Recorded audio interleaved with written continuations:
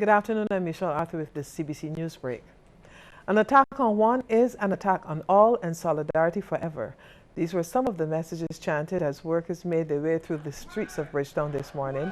The national strike, called by the NUPW and supported by the other major trade union groups, got underway just after 9 with speeches by the leaders of the NUPW, CITUSAB, BWU and the BSTU. About 800 are taking part in the march, which started at Queen's Park and will end at the NUPW's Dalkeith headquarters. Workers from the Customs Department, the Sanitation Services Authority, the National Assistance Board and the CBC are among those involved in the protests. Prime Minister Frendo Stewart says Barbados and other CARICOM countries will continue to heap pressure on the Dominican Republic over the repatriation of undocumented Haitians. The CARICOM chairman said in addition, the leaders have agreed to involve the United Nations and exert pressure within the Organization of American States grouping to bring the matter under control. More and more attention is being drawn to the horror of the situation with which Haitians are facing the Dominican Republic, and beyond a certain point we are sure that the robustness of public opinion, global opinion on this issue will help in the resolution of this matter.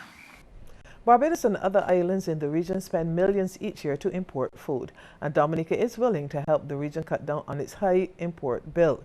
But its Prime Minister Roosevelt Skerritt thinks customers also have a large say in the issue.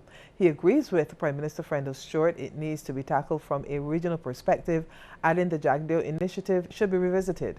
Mr. Skerritt says there are some issues like photosanitary conditions that need to be addressed, but they can be overcome.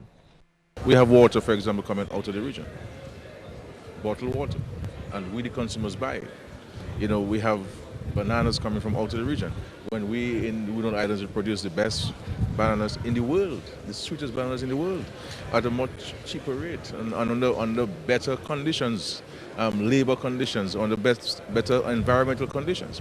But our choices we make, the choices we make is that we allow it to come from out of the region, and at the end of the day, it's affecting our entire region. An increase in relations between Barbados and Panama is in the works. The message came from Minister of Industry, International Business, Commerce and Small Business Development, Donville Innes. Mr. Innes says he recently spoke with the President of Panama and their discussions were very fruitful. I can tell you that this government of Panama is very, very excited about deepening and strengthening relations with Barbados. And we too are just as excited about it.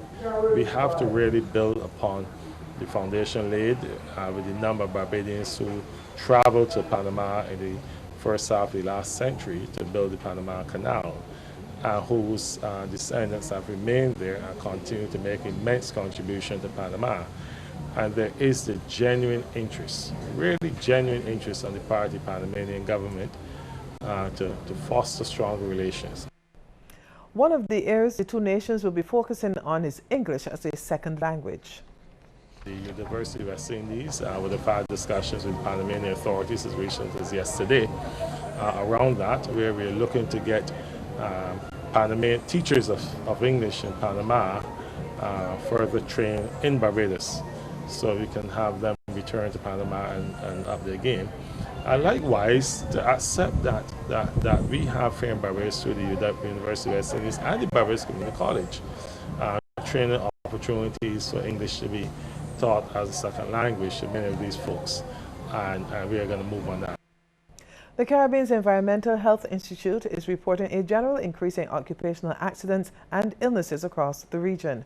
This was revealed by Minister of Labour Esther Bayer during an address at the St. Luke's Anglican Church for the start of Occupational Safety and Health Week. Minister Bayer expressed concern over a lack of emphasis in this area in recent times.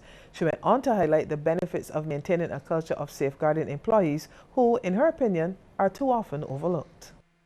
Many organizations make sure that they have the room at a certain temperature, sometimes too cold for human beings, but the computer cannot be allowed to get too hot. It is very important that that important investment, that expensive investment in equipment is protected. But in the same way, we believe that the human resource, the workers in that business, are even more important than the equipment. The prices of all liquefied petroleum gas products, or LPG, have fallen. As of midnight, the price of the 100-pound cylinder has moved from $162.20 to $156.36, a reduction of $5.84. The 25-pound cylinder is now $1.46 cheaper, down from $45.65. The 22-pound cylinder now costs $39.05, a decrease of $1.29, and $1.17 was taken off the 20-pound cylinder, which is now being sold at $35.50. Organizers of the Junior Dueling Challenge are working to extend the competition to primary school students. The competition is now limited to secondary school students. Executive producer Chef Peter Edie explains the pending shift stems from numerous requests from the public. Junior, a primary school program is in the works, and that's being fueled by Heather Phillips Boyce. She was one of the people who started this program with me from year one.